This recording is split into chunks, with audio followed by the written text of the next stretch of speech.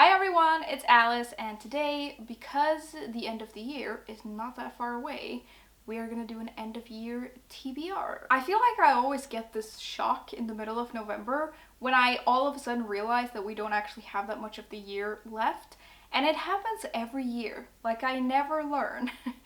But it always makes me think of what books I would like to try to squeeze into my reading for the rest of the year though. So I've made a little TBR, I've picked out some books. Will I be able to read all of these? I don't know. Will I get distracted by other books? Probably, but I'd like to squeeze at least some of these into my reading this year. The first one I thought of was Piranesi by Susanna Clarke. And this is just getting ridiculous at this point. Since I got this book, I've been meaning to read it, like really. Like sometimes you get books and you think like, I'm gonna read this whenever I feel like it. I wanted to read this from the minute I got it and I just don't. And I think the reason is that I'm so sure that this is gonna be my jam. I'm sure I'm gonna like it, so I don't feel a rush to get to it, but like, I can't keep putting this on TBRs. I really just need to read it, so here it is. I feel like no one really knows how to explain what this book is about. It seems a little bit like vague, and I still don't fully understand what the story is about. But I think it's about a creature who lives in a labyrinth, and there's like something about a deep dark truth being revealed. I have no idea. It's kind of like fantasy mystery-ish. I just really think I'm gonna like it. I'm excited to see the writing. That's what I think I'm gonna get on with the best. So, yeah. I do really like this cover as well. Like, every time I see this book, I'm just like, ooh, I need to read it. Secondly, we have The Tattoo Murder by Akimitsu Takagi. And I have this here because I want to try to read at least one more translated book before the end of the year. And this is translated from Japanese. Usually I get on with Japanese translations quite well, and I really like the vibe of them. So yeah, it's also a mystery. I like Japanese mysteries. It sounds a little bit brutal, but very intriguing. It's set after the Second World War, and the case is about this, I think, woman who survived the Second World War only to be murdered a couple of years later. And she's murdered in a locked room, which is always interesting. And I think that the case is investigated by the doctor who finds her and his detective brother. And it seems like it gets kind of twisted because like they get weirdly involved in the case, and it's kind of like not great. And it sounds very, very interesting. I do wonder how violent it's gonna be because it sounds quite like, it sounds quite brutal, but also very intriguing. There is also something about tattoos in here. Like, I think this woman has a lot of tattoos on her body, and there's something about that which sounds very cool. And obviously, it's called The Tattoo Murder, so I assume that that's gonna be at least a part of the story. Then we have another book that I've had on my shelves for quite some time. It's The Shadow of the Wind, and this I just know is going to be amazing. It's set in Barcelona in 1945, and we meet a book antiquarian's son who has just lost his mother, and he finds solace in this book. And after having read the book, he sets out to find more of this author's work. And he finds out that someone is like systematically destroying everything that this author has ever read, which is obviously a very strange situation. It just sounds very mysterious, and I think that this discovery drags him into some sort of like dark underworld or something.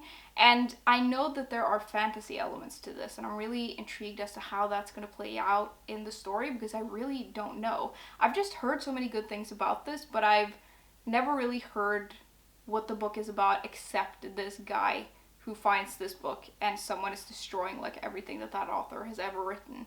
And I'm very excited. I do really need to get to this though, because again, it's one of those books that I keep putting off because I know I'm gonna like it, but I feel like sort of heading into winter would be a good time to read this book. Next, we have something that I'm expecting to just be a good time. It's The League of Gentlewoman Witches by India Holton. And I read the first book in the series earlier this year, and it was so much fun. I really, really enjoyed it. The first book follows like a secret society of lady thieves, but this follows different characters, and it follows characters that are a part of a league of women who are like skilled in witchcraft. The tone of the first book is quite particular, and it's not for everyone, but I loved it, and I'm expecting this to have sort of the same vibe to it.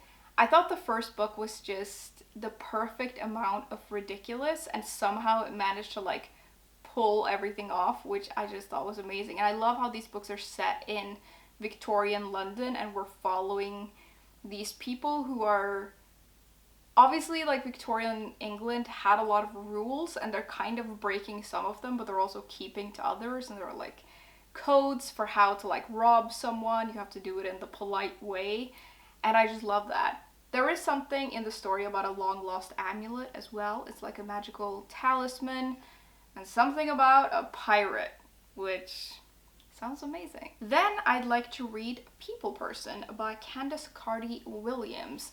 And honestly, the main reason that I want to read this is that I read Queenie last year, I think, and I really, really enjoyed it. It's one of those books that took me a little bit by surprise because I didn't think that I would love it as much as I did, and it just blew me away. So I want to read some more of this author's work because I really liked that book. The story in here is about a woman who has 4 or 5 half siblings.